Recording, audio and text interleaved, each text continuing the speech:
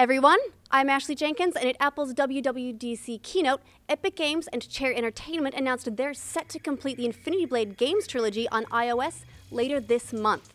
The Infinity Blade series has thus far been an incredible success, having sold more than 11 million copies across the two existing installments for a total of over $60 million. Last year, Epic Games CEO Tim Sweeney went so far as to call the first game the most profitable they'd ever made in terms of time versus revenue. Details on the final installment in the trilogy are still sketchy, but you'll have two playable characters, a warrior, Cyrus, and a stealthy female warrior thief called Issa. A dragon will serve as a persistent antagonist throughout the game. It will be available in the App Store on September 18th. The same day, Apple launches iOS 7. Speaking of Apple, they're giving their new OS its first major cosmetic overhaul since 2007. And they're releasing iTunes Radio, a service that will go head-to-head with current offerings like Pandora and Spotify. They also announced the next iteration of the iPhone 5 is actually split into two models, the 5S and the 5C. The 5S has a couple of pretty slick improvements.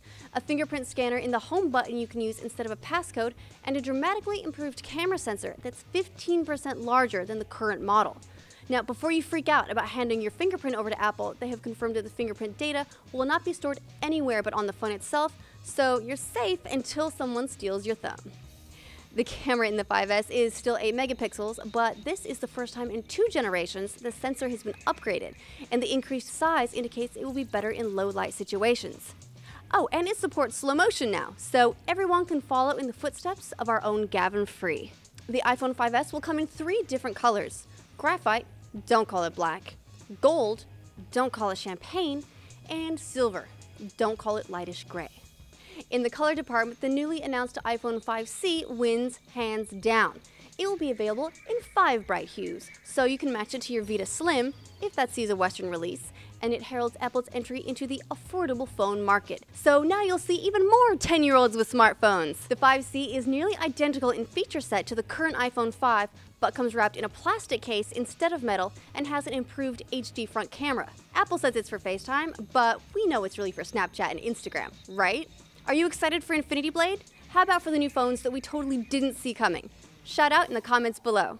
If you enjoy Rooster Teeth bringing you the news, click like and consider subscribing if you're new around here.